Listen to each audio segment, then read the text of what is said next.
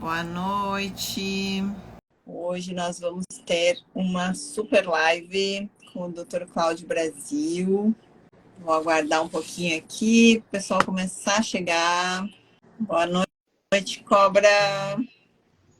Caramba, não acredito que aconteceu isso de novo. O que foi? O Instagram tá me perseguindo, eu não tô te vendo. Você acredita?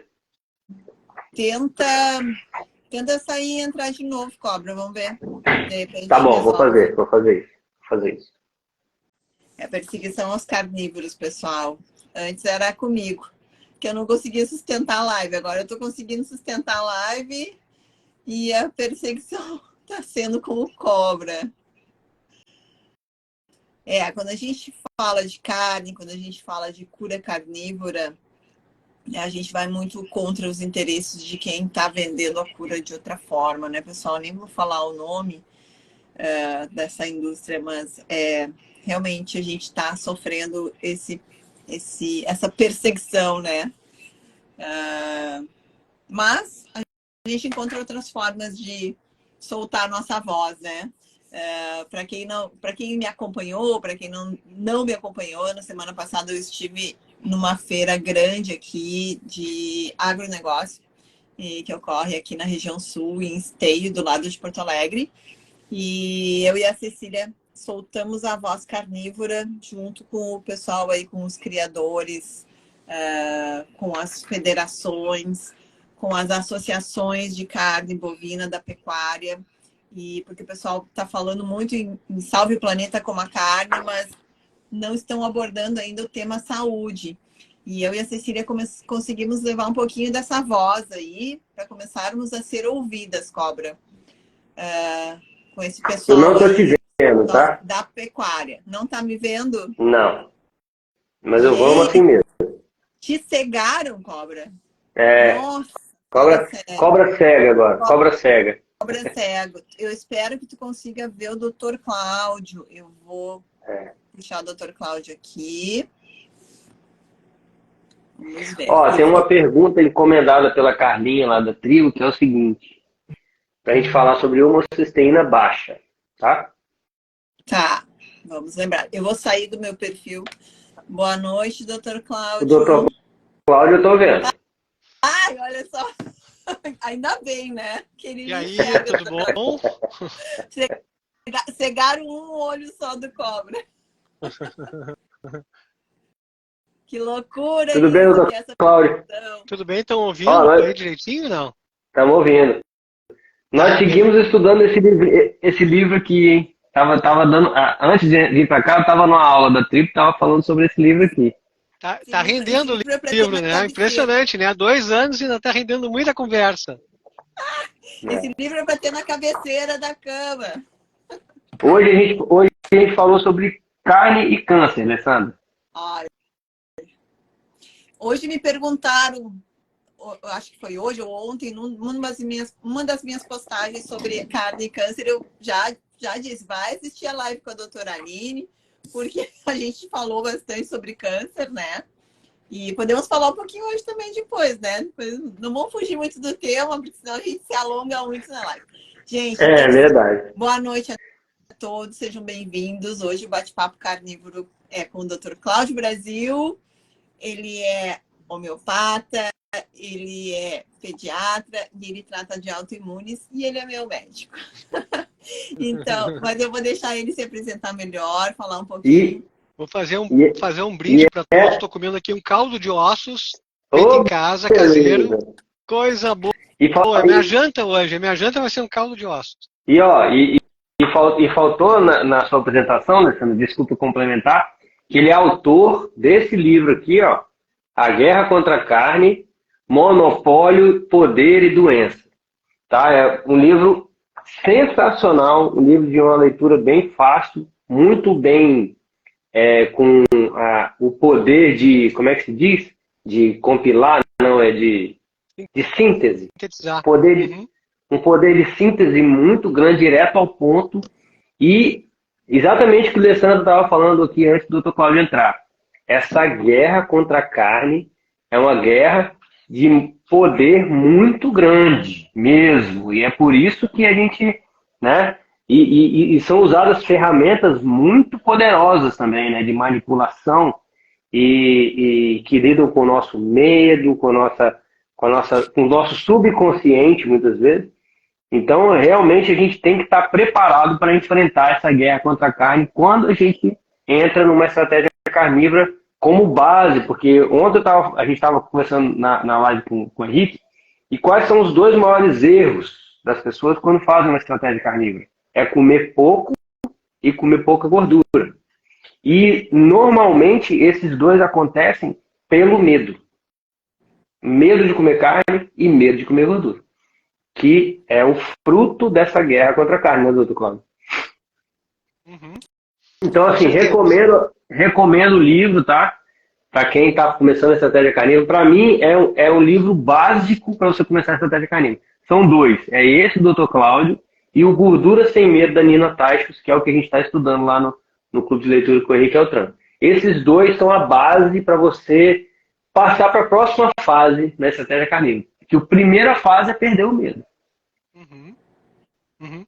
E para ti, Alessandra, qual é o ponto mais de dificuldade das pessoas que tu percebe em relação à estratégia carnívora?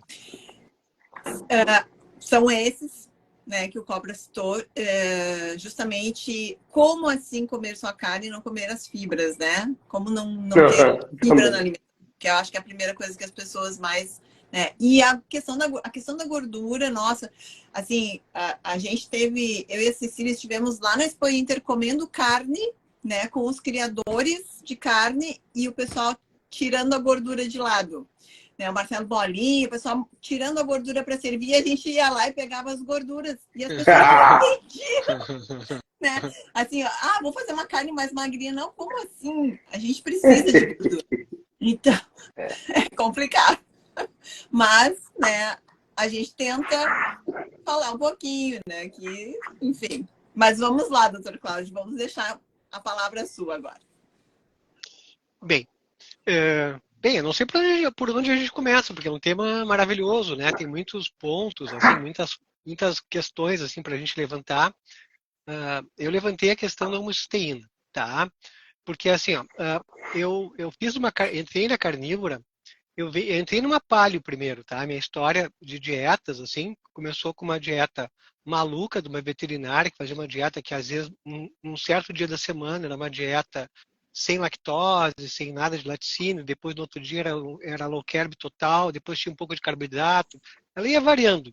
Aí eu percebi o poder das dietas para mudar a composição corporal. Eu disse, aqui tem uma coisa muito interessante. Aí logo depois descobri a dieta paleo. E a dieta paleo eu mantive por uns 10 anos. E depois trabalhei muito com a paleo, as paleos autoimunes, da Ballantines, como é que é o nome daquela outra que é os pratinhos coloridos, a Terry Walls. Pratos coloridos, um monte de vegetalzinho também, mas também com carnes também. E aí eu comecei a ver o caso da Mikhaila Peterson, do Jordan Peterson, da família Peterson, e disse, isso aqui parece ser uma coisa maravilhosa para autoimunes. E aí, mesmo não tendo doença autoimune, eu resolvi testar uma dieta carnívora estrita por um mês.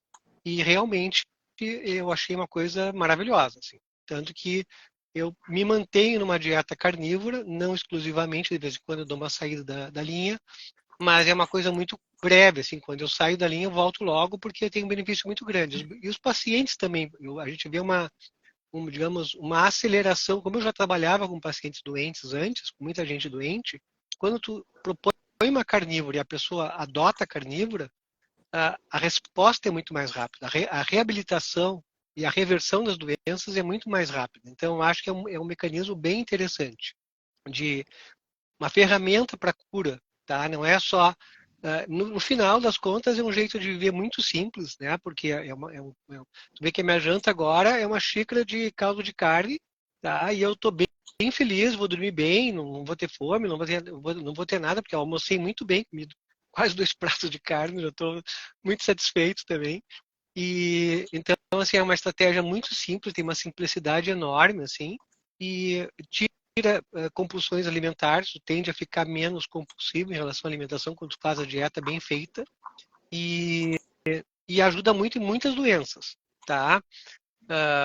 buenas. Mas a questão da homocisteína veio porque eu entrei na carnívora e já tinha um problema de homocisteína meu pessoal, tá? Então eu venho tratando a questão da homocisteína há bastante tempo, mais de 5 anos, até descobrir um protocolo que funcionasse melhor. A carnívora, com certeza, ela ajuda na parte hormonal, nos níveis de vitamina D, na própria homocisteína, porque tu vai ter B12, uma oferta de B12 muito maior, de vários complexos vitamínicos ali, B6, zinco, tu tem tudo. Doutor Cláudio, desculpa te interromper, mas o que é essa homocisteína? Eu tenho, eu tô sendo sincero, eu não conheço muito não. Eu sei que é um marcador, né? Mas A o que homocisteína é assim? é um aminoácido, tá? É um aminoácido. E basicamente, o que a gente está aqui tentando ver com a dosagem da homocisteína? Basicamente é uma coisa chamada metilação. Metilação é um processo de transformar, por exemplo, quando a gente come muita carne, ovos, proteínas de origem animal, um dos aminoácidos que estão fornecidos pela alimentação é metionina, tá? Essa metionina, ela vai ser convertida em homocisteína, tá? Que depois vai se converter em SAMe, S-metil-adenosina, S-adenosilmetionina, e também em glutationa. Eu vou explicar isso aqui um pouquinho melhor para vocês. Então, assim, come muita carne, tem bastante metionina e vários outros aminoácidos. Então, ou seja, digamos, tu tem um conjunto de aminoácidos essenciais e os não essenciais também. Então, é uma alimentação muito completa. Tu não precisa fazer misturas de alimentos. Por exemplo, se tu come feijão, por exemplo, num dia, uma pessoa que é mais vegetariana, ela vai ter um perfil de 3, 4 aminoácidos essenciais e vai precisar de outras fontes alimentares para conseguir completar os aminoácidos essenciais, tá? Para poder ter, digamos, ficar bem nutrida. Com um alimento de base animal, tu já tem os aminoácidos completos, tu já está, digamos, tu tem a base nutricional bem feita. Então, tu tem um piso, um alicerce nutricional perfeito. Já tem todo o alicerce nutricional. E aí, esse excesso de metionina vai sendo convertido via enzimas, né, sistemas enzimáticos, para a homocisteína, que é um marcador que está relacionado com a SAMe, que é essa adenosilmetionina, e com a glutationa. Tá? E o que acontece? Essas substâncias, a SAMe, por exemplo, ela tem um efeito antidepressivo, evita artrites, ela evita lesões hepáticas. A glutationa é o maior antioxidante que a gente tem. Ele faz principalmente a parte de detox do nosso fígado. O reparo o citocromo P450 elimina toxinas dos alimentos, toxinas de medicamentos, toxinas produzidas pelo próprio metabolismo. Então, são substâncias muito importantes. E a outra função da metilação é que ela também faz reparo do DNA. Ou seja, a todo momento as células nossas estão se dividindo, bilhões de células fazem divisão celular e, eventualmente, tem algum errinho de transcrição, um erro de cópia de DNA. E a metilação é um sistema de, como é que eu posso dizer, como se fosse um revisor de erros de cópia, né? Vai lá, revisa e dá uma ajeitadinha na cópia. Quando tu tem uma homocisteína mais alta, tu tem esses erros de cópia de DNA. Então, tu tem mutações deletérias. Então, qual é a importância da homocisteína?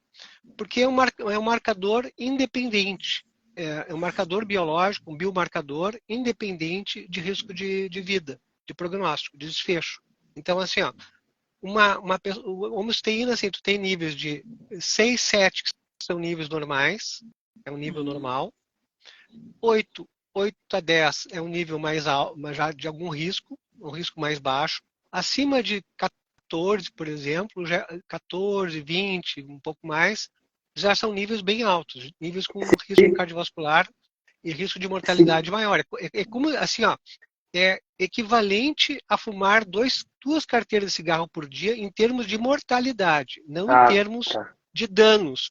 Ou seja, os danos não são os mesmos de fumar um cigarro, né? Mas a estatística em termos de mortalidade é parecida. Ou seja, vai causar tanta morte quanto fumar 2 carteiras por dia. O nível de mortalidade. Ou seja, não é nada desprezível. É, né? E qual é é a um, importância? é um- seria um indicador de que o corpo não está funcionando bem, assim, tipo, as cópias das células não estão saindo perfeitas, mais ou menos isso. Sim, Isso, ela vai afetar basicamente assim, ó, mecanismo de coagulação, então vai favorecer infartos, AVCs, esses erros de cópia vão provocar câncer, em gestante provocam abortos, abortos de repetição, tem que ser geralmente se pede na gestação. Então, entendi. é uma causa E, importante de infarto, de AVC. Então, na verdade, ele é um marcador inflamatório, tá? É um entendi, marcador de nível de inflamação. entendi. E deixa eu fazer uma pergunta que fizeram a Carlinha, ela está até aí na live. Ela tinha falado que ia fazer essa pergunta, eu falei, não, deixa que eu faço. Aí aproveita, você já falou do risco dela alto, né? E se ela tiver abaixo desse nível de 6, 7, uma homocisteína muito baixa, qual que seria assim Não, o desfecho? não tem risco, mas quem é vegetariano, por exemplo, ou vegano, ele tem um falso baixo.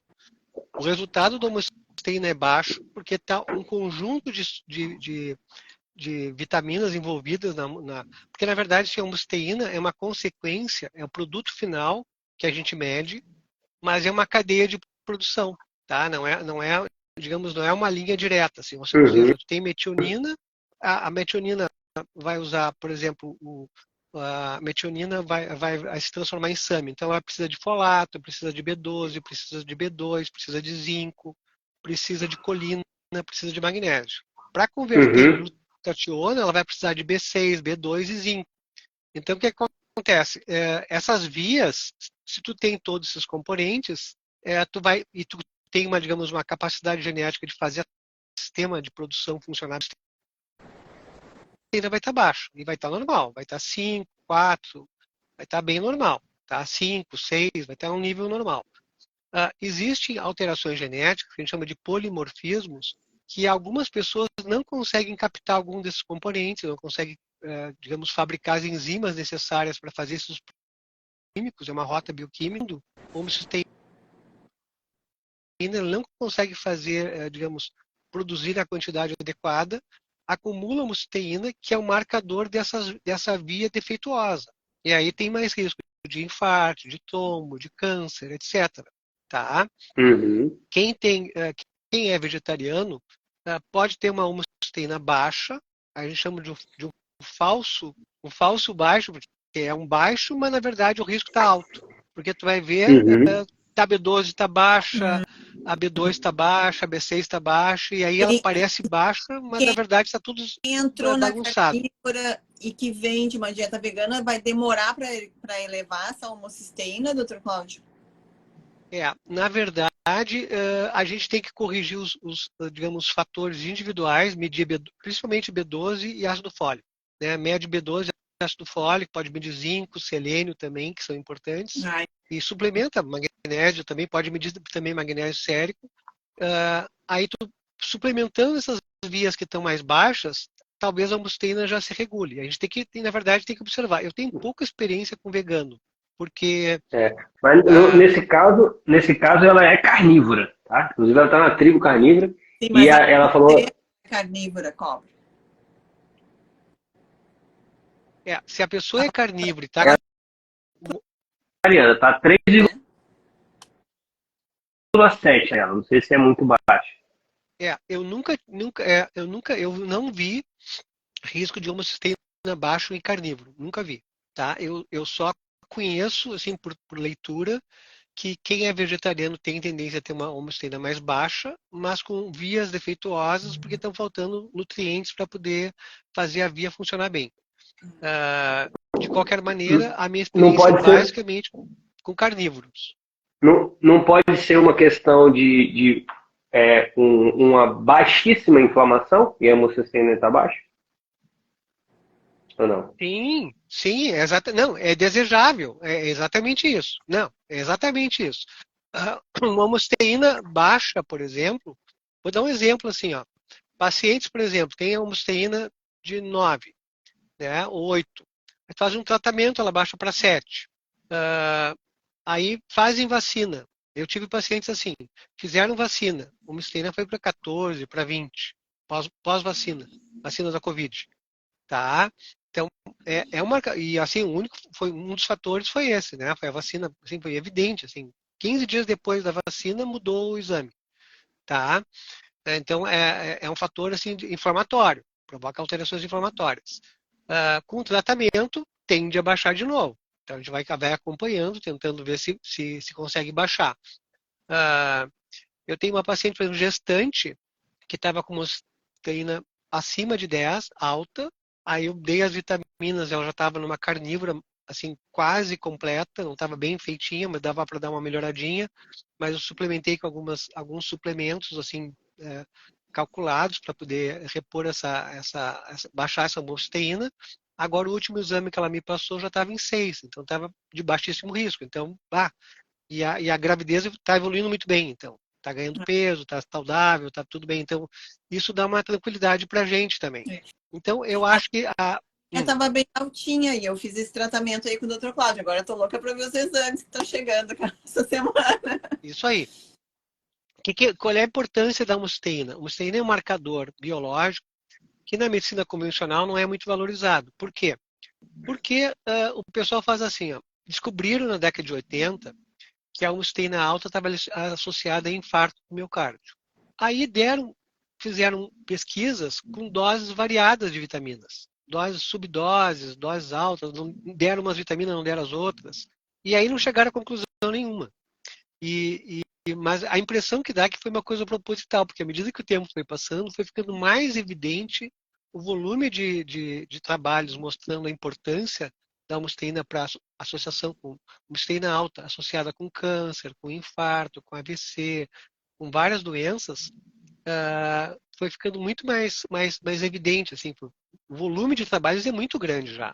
Então, assim, é como aquelas coisas assim que tu diz assim, hemoglobina glicada de 5,5, 6, tá bom. Não, tem que baixar de 5. Tem que, tu entende? As pessoas, ou triglicerídeos, tá em 150, tá bom. Não, tem que baixar menos de 100, tem que ir para 80 ou menos, porque mudam os desfechos. Então, acho que é importante ter uma ideia assim que a homosteína é uma coisa que tem um componente genético, são esses polimorfismos, alterações de enzimas relacionadas a uma parte genética. Existem grupos e famílias que têm essa alteração de homosteína, não são incomuns, são bem comuns, e aí a gente tem que pedir esse exame, porque a carnívora ajuda, mas não resolve totalmente. A gente tem que ter esse cuidado de poder descobrir coisas que não... silenciosas também, né, doutor Cláudio, como aconteceu comigo, né, que eu estava com cavitações que eu não sabia, né, que eu fiz um tratamento odontológico aí, e que muito provavelmente tenha sido o motivo dessa minha homocisteína, que não estava tão alta, mas ela estava acima, né, do desejado, mesmo eu estando na carnívora há quase 2 anos, e também a minha glicada, que também está, né, um pouquinho mais alto para um carnívoro. E a gente, às vezes, a carnívora, ela pode evidenciar esses problemas que estão em silêncio, né? Essas inflamações que a gente tem e que a gente não sabe, né? E daí gera talvez uma investigação mais aprofundada para verificar se existe algum outro fator inflamatório que esteja atuando, né? Sim. Na verdade, assim, quando tu coloca a pessoa numa dieta mais carnívora, ela entra no nível, digamos, é aquilo que eu disse para vocês antes, a gente tem um estado nutricional ótimo. Tu coloca o estado nutricional ótimo, tu dá oferta de nutrição, alimento altamente nutritivo. Mas os problemas anteriores, tipo, relacionados a estresse, pessoa muito estressada, tem, digamos, uma curva de cortisol alterada, né? Em vez de ter o cortisol alto na manhã, tem cortisol alto na tarde e na noite, aí tem dificuldade para dormir, ou acorda muito fatigado, cansado, sem energia. Essas alterações de curva de cortisol aumentam a resistência insulínica. Então, tu vai ter, logo que tu passar por uma dieta carnívora, não vai se resolver imediatamente isso aí. A pessoa vai seguir tendo essas alterações ainda. Então, passa por um processo adaptativo de mudança de modo de vida, fazer mais atividade física, pegar sol, tentar desligar de telas durante a noite para poder dormir melhor, usar melatonina se preciso, acima dos 40 anos é bem comum a gente precisar usar melatonina, né? A menos que tu pegue bastante sol, que tem, digamos, uma rotina muito regulada, boa, positiva, tu consegue dormir bem, né? Então, ficar atento a essas variações, essas possibilidades é bem importante para poder ajudar as pessoas. Eu acho que a carnívora ela é a ferramenta padrão assim para colocar a pessoa no eixo. E aí tu vai ajustando às vezes eu tenho uma característica de ser assim uma pessoa com uma paciência, sou uma pessoa bem paciente, mas ao mesmo tempo eu gosto de resultados rápidos. É uma coisa meio contraditória. Assim, eu tenho paciência para escutar as pessoas, para pensar planos de tratamento, para estudar, estudo bastante os casos, mas eu gosto que as coisas andem. Eu não sou uma pessoa tipo assim, sou paciente e vou deixando. Não, não. Não, eu acho que as coisas têm que ir dando sinais digamos, de ir numa direção correta. Né? Por exemplo, uma pessoa que tem uma insulina, que está numa carnívora, está com uma insulina de 10, 15 e não baixa, não baixa, não baixa, não, tem que ter alguma coisa errada. Então, a gente fica mais. Eu sou uma pessoa que fica, não, vamos tentar entender, vou atrás, tento estudar. Então, a gente sabe os pontos que a gente não conhece, a gente não conhece tudo ainda, tem muita coisa nova também, por exemplo, esses picos de colesterol total e de LDL, que a gente fica com. Eu ficava com mais medo antes, né? Agora eu não tenho mais medo disso, porque tu vê que, digamos, quando tu mede as frações de colesterol das lipoproteínas, tu vê que são proteínas saudáveis, a pessoa não tem quase, se não tem quase glicação, fica mais tranquilo, não tem triglicerídeos, os marcadores inflamatórios estão baixos, tu consegue relaxar um pouco. Que a homosteína é um fator a mais como biomarcador para nos deixar mais tranquilos também, da questão cardiovascular, porque está muito relacionada a trombose, a infartos, a AVCs, então é importante tu ter uma homosteína normal, um fibrinogênio normal, aí tu já começa, tá abrindo uma luz no horizonte aí. Uma das coisas que a gente estava conversando agora até na aula lá, e ontem na live eu conversei com o Henrique Altran também, ele que trouxe, inclusive, isso, que ele fez uma live com a Fê da Cetogênica Portugal, e já conversou com ela também, né? Sim. Né, Alessandra? E eles estavam falando o seguinte, que as referências de laboratório, os exames laboratoriais, eles começaram a acontecer pós-pirâmide alimentar, pós 55% de carboidrato. Então, as referências, elas foram construídas em cima de uma população que se alimenta de carboidrato. Uhum. E aí, quando a pessoa vai para uma carnívora, não tem como usar aquelas mesmas referências e falar, se você está fora da referência, você tá ruim, né? Porque é outro ambiente metabólico, digamos assim, né? Exatamente. Bem, assim, na verdade, esses valores de referência são valores de referência de pessoas, é um valor de referência estatístico. Não é um valor, é uma curva de distribuição de frequência de resultados de exame. Não é exatamente valor de normalidade. Alguns têm valor de normalidade, outros não. Então, assim, é muito mais tipo assim, triglicerídeos 150. A pessoa pensa, não, 150 é normal, tá? Abaixo de 150 é normal. Só que esse não é um valor que está relacionado a menos desfecho, a mais saúde. Não, mais saúde é abaixo de 100 e talvez abaixo de 80, o triglicerídeos. Então, por exemplo, hemoglobina glicada. Uma hemoglobina glicada de 5,5 é considerada normal. Por quê? Porque pegando a população geral, que é muito doente, vai encontrar pessoas com 4, 4,5 de glicada, a média vai ficar em 5,5 e uma maioria vai estar 6, 6,5, porque são diabéticos já. E 5,5, tendo uma glicose média de 115, 120, de forma alguma isso é normal. Não é normal, não, de jeito nenhum. Então a gente tem que pensar nesses valores laboratoriais não como porque é isso que tu falasse, é uma questão estatística de população doente. Então a gente não quer ser os doentes, a gente quer ser a ponta saudável da população e disseminar essa saúde para mais gente. A gente não quer nos comparar com pessoas que tomam 5, 6, 7, 8, 10 remédios. Não é esse o objetivo. O objetivo é pessoas que têm, sei lá, 50, 60, 40, 70, 80 anos e tomam o mínimo de remédio possível e têm uma qualidade de vida boa. Né? Não é esse o objetivo, ter digamos, uma sobrevida com uma qualidade de vida muito ruim. Né? Eu não vejo muito sentido nisso. Uma das coisas que aconteceu, que a gente fala no livro ali, né, vocês devem lembrar, é que a gente, na década de 80 para cá, aumentou a longevidade humana, mas piorou a qualidade de vida. Ou seja, as pessoas vivem mais, mas com uma qualidade de vida, com tempo de vida com menos qualidade muito maior. Então, isso aí não é uma troca muito boa, assim. É até por ali, né? Uma troca razoável. Assim, um bom é ter longevidade com qualidade de vida, Com qualidade. até o mais próximo do fim, né? Porque é muito triste tu chegar na terceira idade doente. Eu tenho pai e mãe com Parkinson, eu vivencio isso, né? De enxergar o declínio rápido e a medicina remediando aquilo ali, né? Então, assim, essa viver um resto de vida sem nada de qualidade de vida, eu preferia não estar vivendo, se fosse eu, né? E tô me cuidando para que eu não chegue nesse ponto de estar vivendo, de estar sobrevivendo, porque não é mais nem vida, né? É uma sobrevida que tu tá tendo, cheia de problemas de saúde, com uma caixinha de remédios enorme, né? Um para tirar o efeito colateral do outro, que a gente vai tomando, né? E essa é a realidade da nossa população de idosos, né? Pessoas dementes, com Alzheimer, com Parkinson, né? E se tivessem, talvez, tido acesso a essa medicina mais integrativa, né? Observado melhor esses marcadores, né, doutor Cláudio? Porque também tem aqui, a gente está falando hoje de homocisteína, mas também tem a questão da ferritina, que também é um marcador que também é inflamatório. Eu queria que o senhor falasse um pouquinho. E também sobre a proteína C reativa, porque é a única que os médicos pedem, né? Então, falar um pouquinho assim, do que uma proteína C reativa, uma ferritina também pode indicar. Tá. A ferritina, basicamente, ela serve para dois aspectos, né? Um aspecto é no sentido de indicar alguma carência de ferro no organismo.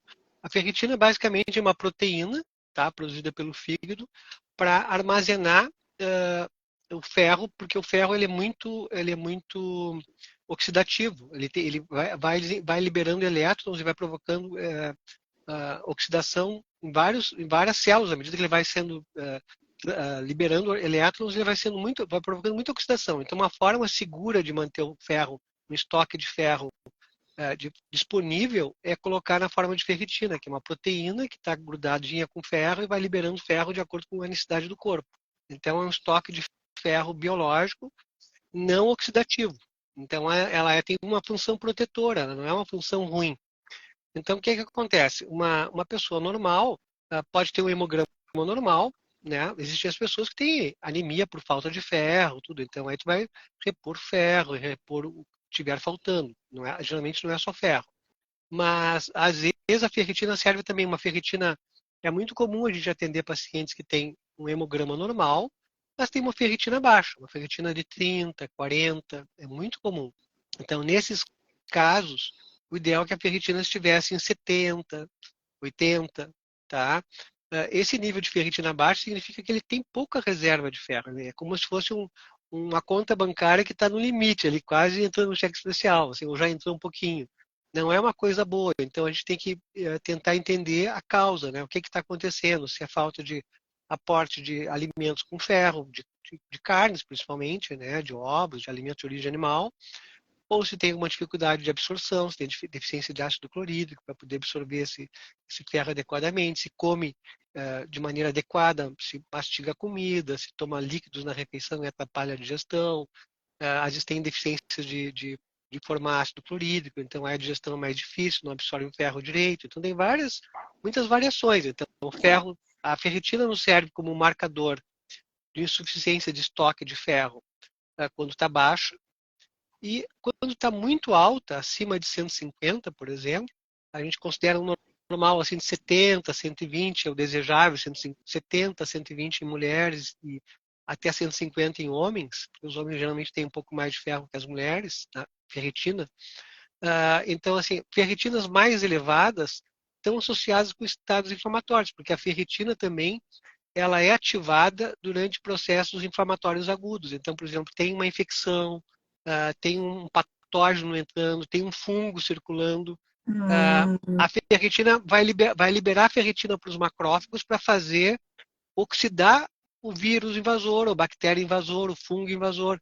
Então, o ferro ajuda a destruição desses patógenos. Então, ela é uma bombinha, assim, é um remédio, é uma substância química que os macrófagos lançam mão para combater a infecção. Então, às vezes, ela fica muito elevada por mecanismos inflamatórios, porque tem infecções circulantes, ou a pessoa está inflamada também, porque o estado nutricional com muito carboidrato, por exemplo, com muita comida processada, o corpo entende. Na verdade, quem faz a leitura desses. A gente achava assim, não, quem faz a leitura da nutrição, das deficiências, dos invasores, etc., são as receptores de membrana. Era a ideia inicial. Agora a gente está focando muito na mitocôndria. Então a gente consegue perceber que a mitocôndria ela é muito sensível. Ela consegue se dividir, ela consegue se juntar com outras, ela consegue ela faz misérias, ela começa, se precisa mais mitocôndria, começa a fazer musculação, começa a fazer divisões de mitocôndrias, começa a crescer e fazer mais mitocôndrias ainda. Então é uma coisa impressionante. Elas têm uma capacidade de responder ao ambiente enorme. Fazem E a mitocôndria, também, e né? a, e a mitocôndria ela é muito sensível a essas substâncias. Então, por exemplo, come fritura com óleo vegetal industrializado. Faz uma fritura lá com uma coxinha de galinha, não sei o que mais, uma pizza com um monte de coisa processada. Isso aí altera a membrana celular, altera a membrana mitocondrial, altera o citoplasma, altera todas as funções e para o corpo, para a mitocôndria, é um estresse. Excesso de glicose é um estresse. Ou seja, a resistência insulínica é uma forma das células dizer assim, olha, não quero que entre mais glicose aqui dentro, está cheio, está estourando de glicose. Então ela pega, ela digamos, obstrui o receptor para Não não entra. se ligar à insulina e não entrar mais glicose, ela não quer que entre mais glicose. Então é um pedido de ajuda da célula pedindo, olha, não quero mais glicose, chega, tá demais.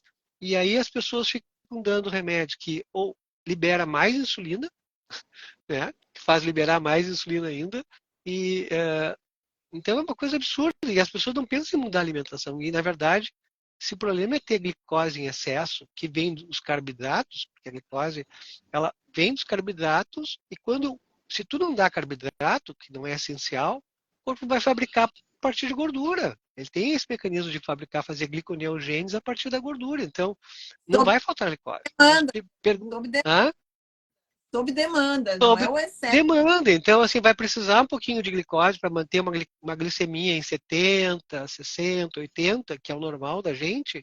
Ele vai fabricar a partir da gordura. Tá precisando um pouquinho de glicose? Tá, queima um triglicerídeo aqui da barriguinha da pessoa ali, vai queimando alguns triglicerídeos, vai para o fígado transforma em glicose, né? Coloca na corrente sanguínea. Então, isso é um mecanismo bem ajustado. E aí as células vão poder dizer, olha, a gente agora pode receber glicose. Se um dia comer algum vegetal, um amido, alguma coisa, ela vai receber de maneira normal, ela vai estar tolerante, ela vai ter flexibilidade metabólica, que é essa capacidade de usar a gordura como energia e usar ainda a glicose como energia. Né? Porque a A glicose vem. ferritina, a ferritina, então, ela é um indicador de que o corpo está preparado para se defender de alguma coisa, né? Então, por isso que é um indicador de inflamação. Isso, uma ferritina mais elevada, acima de 150, ela pode indicar inflamação.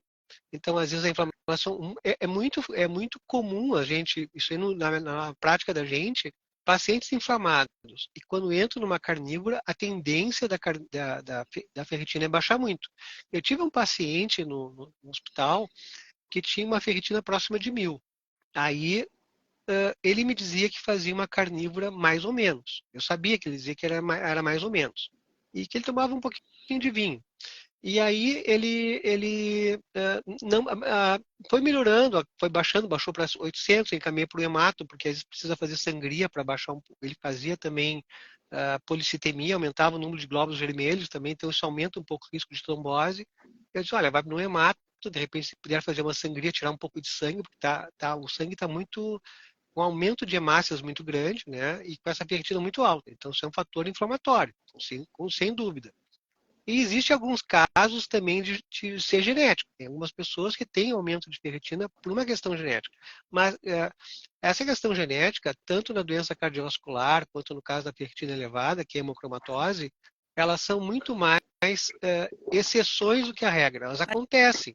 Mas a regra é o erro alimentar. O erro é o erro alimentar, é o erro de modo de vida. Não é. Existe o genético, só para dizer que para cada regra tem uma exceção, mas. Não, sei, não seria genético ou uma epigenética já aí? Isso, a maioria é epigenética. Sempre vai ter a genética, porque a genética faz parte do nosso processo de manual de instruções, né? Sempre vai ter um manual de instruções, mas a causa principal é epigenética, é modo de vida. Então, esse paciente, por exemplo, depois de um tempo, vem uma gama GT mais alta. Diz, olha, tu não está bebendo muito vinho, não está bebendo muito de noite, paciente de 70 anos. Aí eu peguei ele um dia de jeito, assim, disse, olha, acho que tu tá te ferrando, tá te prejudicando, tira essa bebida, vamos ver como é que tu fica, vamos testar, não sei o quê. Puxei no breu, assim, coisa de gaúcho, disse, ó, vem cá, vamos criar vergonha na cara. Ele me voltou depois de uns 3 meses, com a ferritina despencou. Baixou de 800, 700 para 200, 200 e pouco. Álcool, então. Tirando o álcool. O álcool estava atrapalhando o processo. Tá? E ele não tinha alteração de enzimas hepáticas tão alta. Um dia aumentou um pouquinho uma enzima hepática, eu disse, opa, pode ser o álcool. Aí eu chamei ele numa conversa mais séria, assim, olha, porque o cara vai enrolando, ele vai dizer, não, eu tô fazendo dieta direitinho, pode, não, eu faço bem, não sei o que, tô comendo a cara. Tô. E tu vai vendo, mas tu vai ver. Mas a gente consegue ver nos exames como é que as coisas estão, né? Não dá para mentir assim impunemente, porque aparece as coisas, digamos, tu faz uma ação, tu tem uma reação, tu vai ter uma consequência. Então, a gente enxerga as coisas. É aquela inocente tacinha de vinho, né? Então eu tomo só uns 3 tacinhas de vinho por dia. É um dedinho assim, ó. Dois dedos. Dois dedos de vinho. Tem resveratrol, né? Então eu já ouvi falar que faz bem vinho, tomar uma taça de vinho todo dia. Deixa eu fazer uma pergunta pessoal agora. Eu sou um que tem uma ferritina um pouco mais alta. Acabei de olhar meu exame aqui. E ela vem há um tempo, assim, até desde antes da carnívora e nunca... É 400 e pouco. E eu tenho um quadro de artrose no quadril. Então, assim, eu acredito que está sempre inflamada ali, aquela região ali. Pode ter alguma relação entre essa ferritina mais alta e a artrose no quadril, por ser um processo inflamatório também? E a artrose no quadril é uma artrose traumática ou uma artrose que não teve trauma? Digamos, são exercícios normais. Tu fez alguma prática esportiva que te levou a um trauma no quadril? Eu caí de moto e depois eu soquei muito exercício em cima, tomando Advil para não sentir dor. Muitos anos. Entendi. Inclusive, eu tô já na fase de autorização da cirurgia para colocar uma prótese. Que ela tá bem deteriorada mesmo. Assim, eu sinto dor constante. Eu tomava anti-inflamatório, depois que eu entrei na carnívora, eu parei de tomar anti-inflamatório, mas eu tomei durante muito tempo, que era a única coisa que resolvia, né? A carnívora resolveu bem, não preciso mais tomar remédio, é uma dor que eu consigo conviver com ela, mas eu sinto, e aí agora eu tô fazendo... por exemplo, a minha homocistêmia também está um pouco alto, ácido úrico, e eu não tomo esse vinho aí, eu nem bebo, tem 2 anos que eu não bebo. Então eu faço carnívoro, faço exercício, faço o protocolo, né? A Alessandra tá aí para não me deixar mentir sozinha. Sozinho. Então, assim, o que eu acho? Essa história que tu está me contando faz a gente pensar em algumas coisas. Por exemplo, o Advil e os anti-inflamatórios, eles mascaram o problema da inflamação. Então, eles te deixam com menos sintomas, mas a inflamação, ela aumenta até. Tá? E o processo de inflamação localizada no osso, no quadril, pode ir aumentando com o tempo. E isso, ao mesmo tempo, sinaliza para o corpo um processo de estresse por doença, por sofrimento, por dor. Então, é frequente ter alteração de cortisol, é frequente ter alterações, a homocisteína também pode se alterar por causa disso. A minha está 14. Eu investigaria também a questão hormonal, para ver como é que está a tua testosterona, a tua progesterona, teu estradiol, que são hormônios que a gente pensa, são hormônios ditos sexuais, mas não são, eles são hormônios esteroides. A grande descoberta da escrita do livro para agora são o papel dos esteroides que eu não sabia. Quando a gente faz medicina, a gente estuda os esteroides do ponto teórico, da fisiologia, da bioquímica, e depois estuda os esteroides sintéticos, que é o que a medicina trabalha com os esteroides sintéticos, né? Com alendronato de testosterona, não sei o que, de cadolato, quer dizer, tem vários sais, né, de testosterona, de progestágenos, progestinas, Depo-Provera, um monte de substâncias químicas sintéticas, tá? A gente estuda só sintética. E há 2 anos atrás, mais ou menos na época que eu escrevi o livro, eu descobri que há 70 anos são produzidos hormônios naturais. E aí, pela própria indústria, só que não pode ter patente. Como o produto é natural, é da própria natureza, é o hormônio que nós todos produzimos, eles não têm patente. Então a indústria farmacêutica fabrica, distribui, ele é exatamente igual ao nosso hormônio, existe em farmácias de manipulação, e tem farmácias bioidênticas. E isso não é falado, ninguém sabe disso. E o que acontece? Quando tu vai pensar, digamos, num sistema regulador do organismo, no dia a dia e no longo prazo, todos são esteroides. Todos são esteroides. Então, tu vai encontrar assim, ó, quais são os esteroides que a gente tem? Todos os esteroides vêm de colesterol. Então, o mito de colesterol ser ruim é completamente absurdo, é anticientífico, porque o colesterol ele forma membranas celulares, membranas mitocondriais, forma um monte de outras substâncias, né? Forma todos esses hormônios então, que a gente está falando. Então, qual é o principal hormônio? Cortisol. Se não tiver cortisol, tu morre.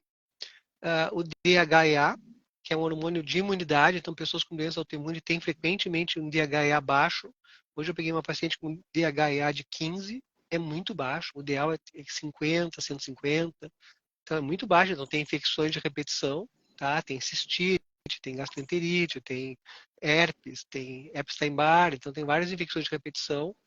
Então, tem cortisol, tem DHEA, que é a prasterona, tem pregnenolona, tem a testosterona, que, não, é coisa de homem. Não, testosterona é homem e mulher. Testosterona é o hormônio principal para evitar infarto em homens e mulheres.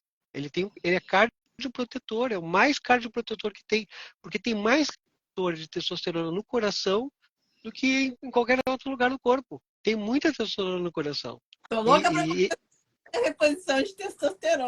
Então, tem testosterona, tem progesterona. Progesterona e testosterona e estradiol, por exemplo, ajuda a remodelar toda a parte óssea, toda a arquitetura óssea, todos os ossos, cartilagens, tendão, ligamento, colágeno. Está tudo relacionado. Vitamina D é o colecalciferol. Ele vem do colesterol. Então, a vitamina D não é uma vitamina, é um hormônio. Né? A K2, sempre esqueço o nome dela, a técnica, não sei o que, ONA, mefenquinona, não sei lá, esqueci o nome dela. Mas ela também é uma cetona, é da mesma família, a K2. Então, tu tem retinol, tu tem a vitamina E, o tocoferol. O tocoferol é importantíssimo para a reprodução, tá? Para a parte de fertilidade, etc. Então, esses hormônios todos, eles têm uma relação de supremacia sobre a tireoide. Então, eles controlam a tireoide. Então, se a pessoa tem problema de tireoide, tem que tratar o adrenal, saber como é que está a adrenal da pessoa. Então, eles são hormônios vitais para a saúde. A aldosterona também, que é outro hormônio que controla a pressão arterial. Bom, então, o meu testosterona tá bonitinho, 840. Então, tá bom. E tem que ver o resto, tem que ver progesterona, estradiol, DHT. Esses eu não tenho. Pesquisar o resto. Eu comecei a pesquisar. Uma coisa, pessoal, que eu quero falar para vocês, que eu acho que é super importante aqui, já que o Dr. Cláudio está falando de hormônios, está falando. Quem vem de uma saúde já razoável, que veio só perder peso na carnívora, normalmente vai ter essa regulação hormonal através da carnívora numa boa, tá? Mas pessoas como eu, que já vem de doenças autoimunes, que já vem de câncer, que já vem de doenças, de outras doenças, que já está aí na faixa dos 40, dos 50, pessoal, a carnívora não vai fazer milagres, tá? Porque esses problemas, a gente tem que falar isso, porque carnívora é maravilhosa, carnívora cura muitas coisas, mas não faz todo milagre, né? Eu tive a remissão da fibromialgia, mas a carnívora me ajudou a evidenciar outras questões odontológicas. Eu vou fazer uma live falando sobre isso em breve. E também a questão hormonal que eu estou pesquisando agora com o Dr. Cláudio, tá, pessoal? Porque eu tive câncer de mama, fiz terapia monoclonal e os meus hormônios, progesterona, testosterona, estão lá embaixo, né? E já comecei a fazer uma revisão com bioidênticos, refiz meus exames, e isso é importante a gente falar, né? Porque tem pessoas que vão ter essa regulação hormonal com a carnívora, outras não. Então, para que vocês tenham, né? Porque tem essa complexidade que eu brinco assim, são as vidas passadas, né? Por exemplo, eu estou na carnívora há uns 4, 5 anos. Mas antes de fazer a paleo, eu fazia uma dieta de pirâmide, só que sem industrializada. Eu comia comida de verdade, mas eu comia assim, eu me lembro de comer um prato inteiro de salada, assim, um pratão de salada. Rúcula, alface, não sei o que mais, eram uns pratos gigantes. Resultado, eu tenho um cálculo biliar enorme, que ficou daquela época. Né? Desde aquela época eu já tinha um cálculo biliar de 4 centímetros, uma pedra gigante. Está aqui ainda, né? Estou tentando agora ver o que a gente pode fazer para desmanchar esse cálculo. Mas assim, as coisas que tu faz no passado, às vezes acarretam consequências que se tu não olhar com cuidado, mas não, apareceu depois da carnívora. Não, já tinha Não, isso aí, né? Isso já era uma coisa bem antiga. Só que eu já tinha os exames anteriores que eu vou precisar. É bem óbvio isso aí. Tem gente que tá se intoxicando de comida podre aí há 50 anos, aí começa uma carnívora com um mês, quer que tudo se resolva. Não, eu já tô na carnívora já tem um mês e não resolveu ainda. Também não faz milagre, né? Todo mundo quer a pílula mágica, né? Que é o que a indústria farmacêutica vem vendendo, mas a carnívora, gente, não é. E hoje eu gostei muito também de num Reels que a Lua fez hoje, que ela me marcou cobra. Gente, carnívora é estilo de vida. Carnívora não é milagre, não é dieta para você fazer para um mês ali chegar, né, ter um resultadozinho. Não é dietinha, gente. É estilo de vida. Muito bom, porque o desafio grande é esse, das pessoas entender, né, que tu tem que manter as coisas e depois tu pode, digamos, dentro das condições de saúde, tu pode flexibilizar um pouco, mas tem um limite também, porque senão tu volta para o modo de vida mais anterior, que é mais, às vezes mais confortável e mais tentador, porque o modo de vida convencional da gente, de quase todo mundo, é comer junk food, comer porcaria, né? Nos plantões, quando fazia plantões, por exemplo, eu me lembro dos colegas pegando o pãozinho da noite que sobrava na geladeira e botava na torradeira e dava aquele cheirinho de pão torrado. Pô, uma maravilha aquele aroma, né? Torrado, ele tem redes neurais, a gente tem para isso. Né? Aí o que eu fazia? Não, eu saía da peça, ia atender a gente, quando terminava, voltava, comia meus ovinhos, levava 2, 3 ovinhos lá, botava azeite de oliva, comia com sal, estava feito. O ovinho cozido frio, já tinha esfriado, mas levava para o plantão, porque é para segurar o apetite, né? Mas tu tem que saber te resguardar e te preservar, porque se tu tem interesse realmente da saúde, são escolhas. Não dá para servir dois senhores, né? Eu quero tomar minha cerveja, comer tudo que eu quero, comer os doces quanto eu quiser e achar que vai ter saúde. Não, não tem. É um preço. Tu vai ter que fazer uma escolha. Tu quer ter saúde ou tu quer achar que está vivendo bem, né? E depois tem um AVC, ou tem um infarto, sei lá, uma doença. Deus me livre, né? Esse tipo de coisa. Mas pode acontecer. Eu paguei a conta, comecei a pagar a conta nos 30. A gurizada está começando a pagar a conta nos 20, gente. Eu vejo as amigas da minha filha, né, com problemas aí. Então, assim, a alimentação vem ficando tão podre que a gente está adoecendo muito antes, né? Os nossos pais ali, meu pai e minha mãe foram adoecer com 60, né? Tá adoecendo aqui com 30, com 20, com 18 anos. É um absurdo isso, né? Sim. E que essa alimentação é podre, literalmente, né? E a gente, assim, o pessoal em geral menospreza a questão de comer o pãozinho no café da manhã todos os dias, né? É que tem gente, por exemplo, que eu tenho pacientes, por exemplo, que eu atendo um volume muito grande no hospital, que tirou o refrigerante, tirou o suco, tirou os salgadinhos, a comida industrializada, já melhora. Então, tem uma parte de pacientes que é muito simples. Assim, tu tira um pouco da porcaria que tem ali na história toda e já melhora. Muito. Outros, por exemplo, como eu, por exemplo, né? Se eu comer, nas férias passadas, eu comecei a comer uns croissants pequenos, em Garopaba, durante 3, 4 dias da semana. Eu comia um croissant e tomava uma champanhezinha de noite, mas uma taça pequenininha. Depois de uma semana, 2, eu comecei a ter dor de cabeça. Que engraçado, eu nunca tinha comecei a ter dor de cabeça. Que estranho, não tenho dor de cabeça. Todas as que eu tive dor de cabeça, eu estava com pressão alta. Aí peguei e medi a pressão estava 200 por 120. E a única coisa que eu tinha mudado é o pãozinho, o croissantzinho no café da manhã e o champanhe de noite, uma pequena quantidade. Aí eu imediatamente parei, né? Voltei para Porto Alegre. 3 dias depois, eu já tinha perdido 3 quilos e já tinha pressão, já tinha baixado de novo. Então, para ver o nível de sensibilidade que algumas pessoas têm. Algumas pessoas são muito sensíveis, então elas têm que ter juízo, né? Olha, se eu sou sensível, eu tenho que me cuidar, a menos que eu quero ficar doente. Aí também fazer uma escolha, né?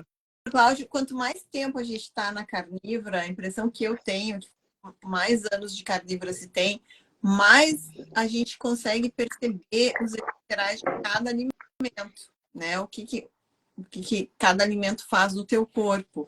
E não sei, eu tenho a impressão de que menos tolerante a gente fica. Quer dizer, é que a gente enxerga, a gente estava tão como é que se diz? Intoxicado. Isso. Que a gente não está vendo as coisas que a gente... Tu nem sabe o que está te fazendo mal. Tu tá mal sempre. Né? E agora, como a gente tem... Né, é um mal genérico que tu tá tão mal genericamente que tu não percebe as nuances. Então fica uma coisa assim, um mal contínuo, assim, uma coisa sempre meio, um pouco irritado, com menos energia, com uma certa dor no corpo, uma coisa geral, assim. E quando tu entra numa carnívora e tu, claro, tem essa adaptação dos primeiros 5 dias, 7 dias, depois tu passa a perceber o benefício da carnívora também. E aí, passado esse momento inicial, se tu mantém a carnívora, tu fica mais sensível. Então, teu organismo se desintoxica, se limpa, e quando tu faz alguma bobagem, ele vai avisar. Olha, esse alimento aqui não te serve, não é bom para ti. E é muito comum, às vezes, as pessoas perceberem isso, mas insistirem com o mesmo alimento. Eu digo, meu Deus, o corpo está te dizendo. Mas não adianta, o ser humano é muito teimoso, é muito... ele não ouve os sinais que a natureza está dando para nós, que o próprio corpo está dando para a gente, né? A gente é muito cabeça dura mesmo, né? Sei lá. Tem gente que fuma, né, doutor Cláudio? Pois é. O que a gente É vai um dizer, né? exemplo assim. Eu mesmo fumava, eu posso falar, eu não posso nem falar de quem fuma, porque eu fumava. São as escolhas, né? Ou a cervejinha, né? A cervejinha que equivale, uma latinha de cerveja equivale a 6 pães cacetinhos de glúten. Tô certo? Isso. E picos calóricos, né? Picos glicêmicos muito altos, né? Que vão fazer barriga, né? Vão provocar barriga. E a barriga não é uma barriga estética, não é uma questão estética, é uma questão, um tipo de gordura que está produzindo substâncias químicas, citocinas, linfocinas, substâncias inflamatórias, que estão provocando esses níveis de inflamação que a gente está dizendo. Pode provocar aumento de ferritina, pode provocar proteína C reativa aumentada, várias alterações. Tá? A homocisteína não está ligada a isso. Tá? A homocisteína é uma outra via, mas está relacionada a esse tipo de alteração. Tá? Aumento por exemplo, de DHT, que é um hormônio estrogênio, né? Que ligado à testosterona, mas é uma testosterona de má qualidade. Então, homens começam a ter mama, começam a beber cerveja demais, começam a criar mamilo, criar mamas mesmo, né? Ter ginecomastia. E mulher grávida, porque tem a barriga e começa a perder pelo, começa a ficar mais com um corpo mais feminino, um corpo mais gordo, arredondado, assim, bundudo, né?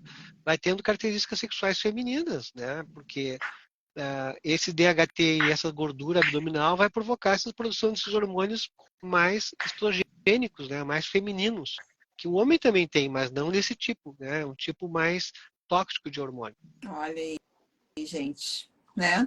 A gente acha que inocente, né? Tomar aquela cervejinha do final de semana, né? E eu vou lhe dizer o seguinte, que aqui no Sul, o grande vilão, eu acho que dessas pesquisas observacionais com relação ao consumo de carne, a gente vê muito marcado aqui no Rio Grande do Sul. Todo gaúcho que come churrasco bebe o quê? Cerveja. E aí culpa a carne. Daí eles tiram a boca da carne para não comer. E é impressionante. Lá na minha terra era assim, era carne e depois a sobremesa, né? Muito doce. Tipo doce português, assim, aqueles doces de Pelota, de Bagé, que são doces portugueses, são uma delícia, né? Quindim, doce de ovos, fios de ovos, um monte de doce bom. E ainda por cima a cerveja, que entrou depois agora com muita força, assim. A geração a nova cerveja, bebe muito, né? Muito. A cerveja é cultural no Brasil, assim. Eu vejo muita gente que fala comigo, ó, eu até posso fazer essa dieta sua, mas a minha cerveja eu não paro de tomar, não. Pode tomar cerveja sem álcool, eu adoro. Puro glúten, cerveja sem álcool. Não, sim, né? Não faz sentido, né, gente? Porque se você está fazendo uma dieta, você tem que entender que a bebida alcoólica, primeira coisa, né? Álcool vira o quê no corpo? Não, álcool vai basicamente é um combustível de má qualidade, é pior que a glicose. A glicose já é uma gordura, já é uma energia que não. A glicose não é ruim. Não dá para dizer que a glicose seja ruim. O ruim é os picos glicêmicos excessivos, né? Tanto que o corpo produz glicose. Agora o álcool não, o álcool é tóxico, né? Não é uma coisa. Não tem nada de bom no álcool, né? Então, uma quantidade muito pequena, menos toxicidade, mas é só isso, porque é tóxico igual. Então, não dá para adorar a pílula, né? Acho que a gente tem que falar as coisas como elas são. O ideal é não beber mesmo, né? Ou beber muito pouco. E aí outra coisa, quando tu entra na carnívora, tu fica mais sensível ao álcool. Então, tu pode tomar pequenas porçõezinhas e já ficar alcoolizado, ou já ter um nível de né? E não precisar mais, não precisar beber mais, porque senão tu vai passar muito mal. Eu estava lendo um estudo que foi feito sobre o consumo de álcool na cetogênica, né? Nem foi na carnívora, que equivale a uma dose equivale a 5 doses. Eu fiz uma postagem no final do ano sobre isso. E realmente, eu fui tomar uma taça de espumante no final do ano, gente, parecia que eu tinha tomado a garrafa inteira. Porque você fica alcoolizado, né? Porque demora muito para o metabolismo esse álcool. O Dr. Cláudio fala um pouquinho sobre isso. Boa. Na verdade, e acaba que as pessoas fazem, né?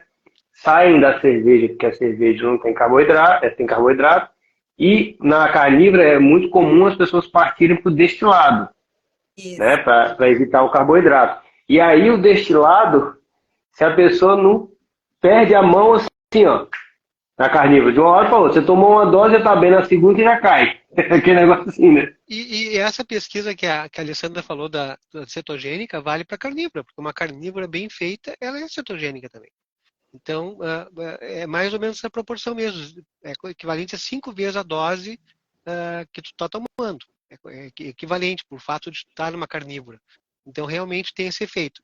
E o álcool, assim, ele vai digamos, dificultar muito, porque o fígado é o órgão principal de distribuição, de regulação da parte alimentar, da parte nutricional. Ele faz todo esse processo. E esse processo de desintoxicação também, tirar parte do próprio alimento, do próprio metabolismo, que é uma das vias de desintoxicação, é liberar pelas fezes, né? Então o fígado faz isso, às vezes liga alguma proteína para poder ser eliminado pela urina também, pelo rim.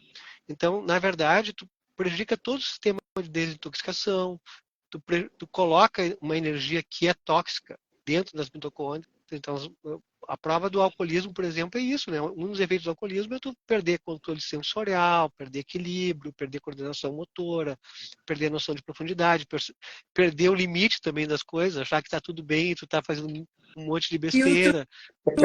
Isso tudo é dano mitocondrial agudo do álcool, né? É um dano mitocondrial agudo. Perder a memória, ter panes de memória, ter também morte neuronal, né?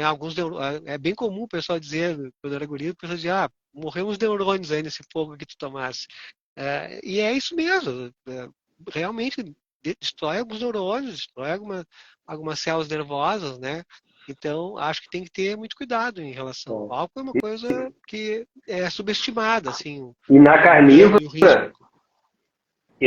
a pessoa tem que ficar ligada, porque é isso que eu falei. O editor da vida, ele vem rápido. Então a pessoa fala, não vou tomar cerveja não, vou tomar um drink.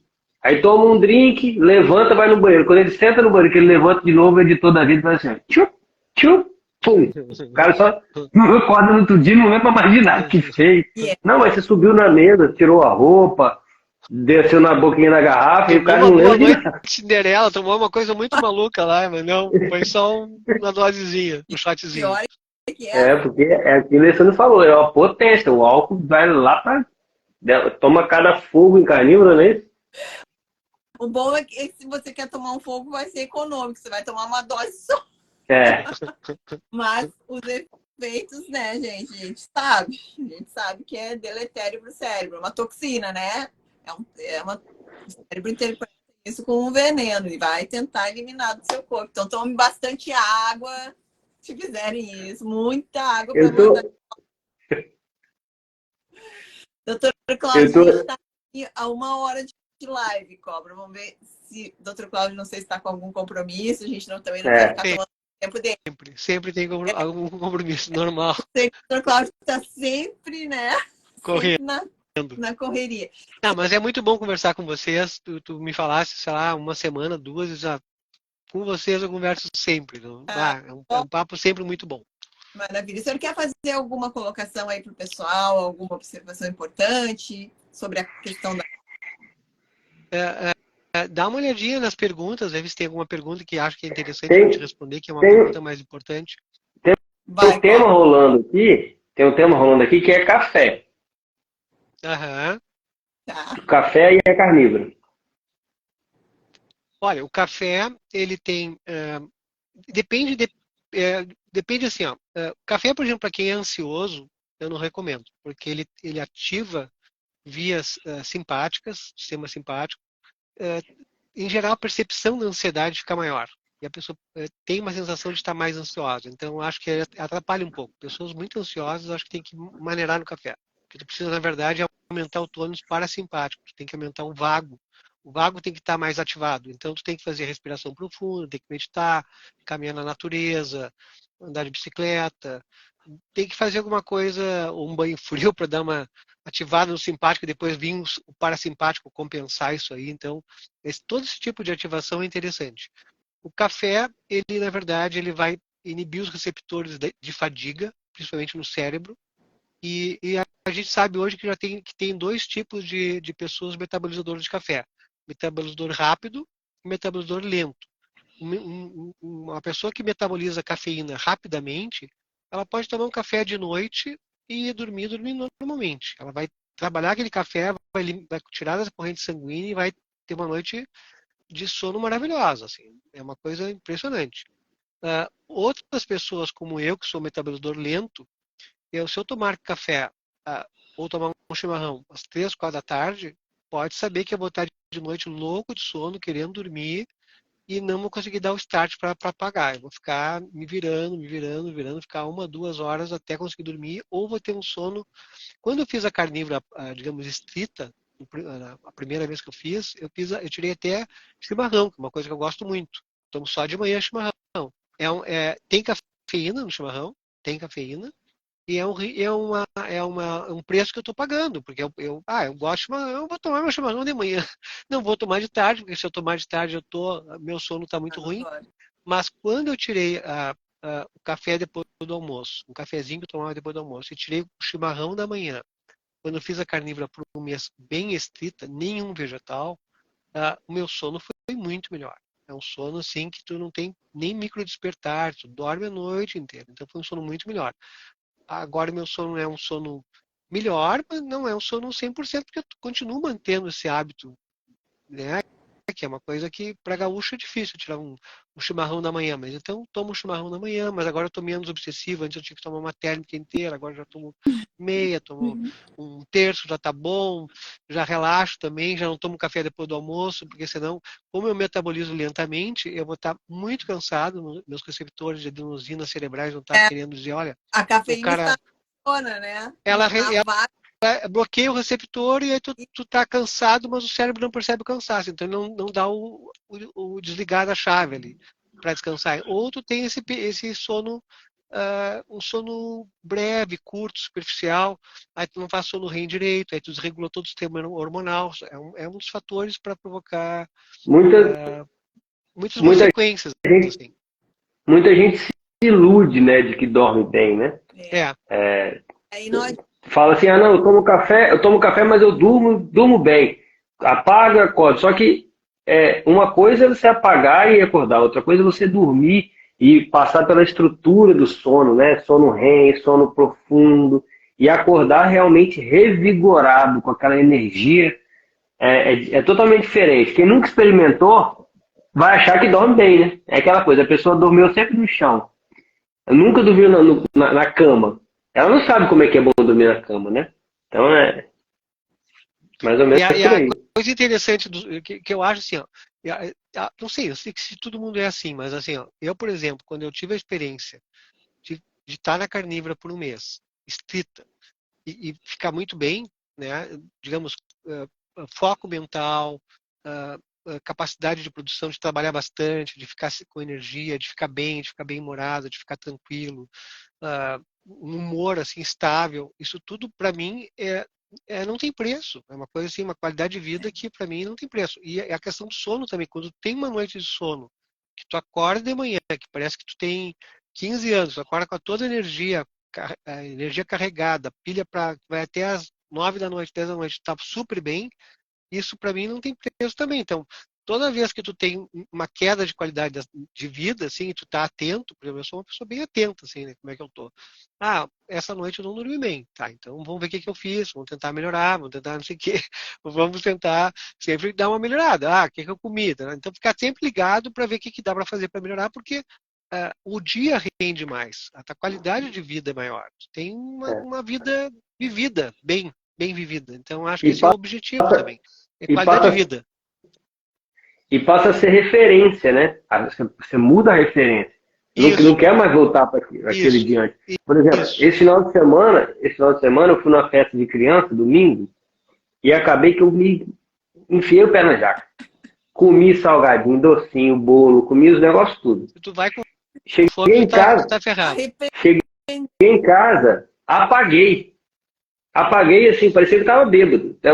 Aquele sono assim, bêbado. pum, desmaiei. Hipoglicemia. 2 horas da manhã. Deu 2 horas da manhã, eu Acordou. acordei Isso. de ressaca, não consegui mais dormir, no outro dia não rendi nada. Então assim, eu fazia sempre isso.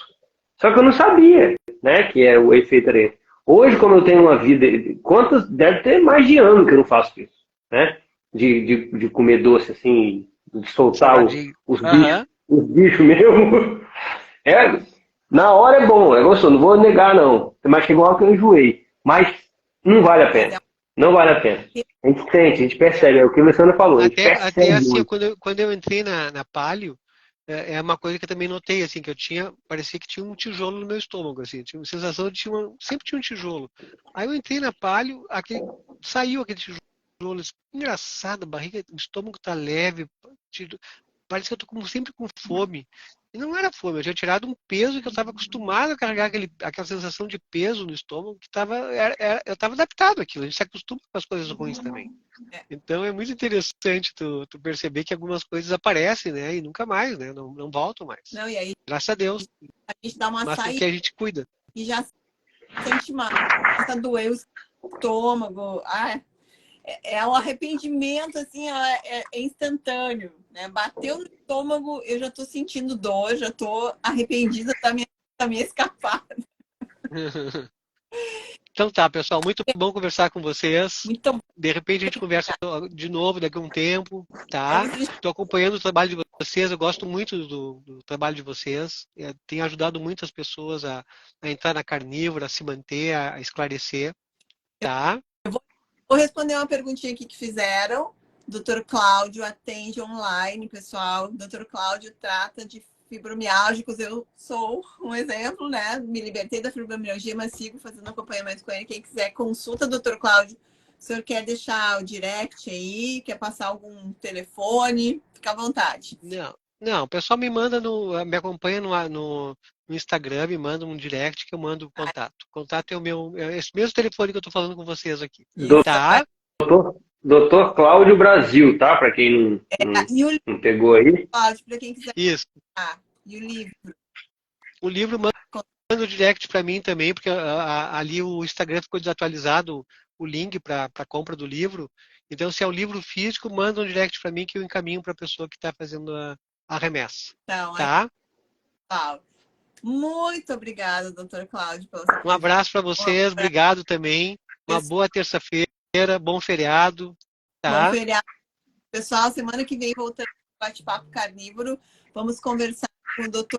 William Hutzen. Vamos falar sobre alimentação que estressa o organismo. Muito tá? bom. Em relação à carnívora. Gente, beijos. Até mais. Obrigado, um abração para todos. Tchau. Sou seu fã, viu? Sou seu fã. E eu também. De vocês também. Tchau, tchau, gente.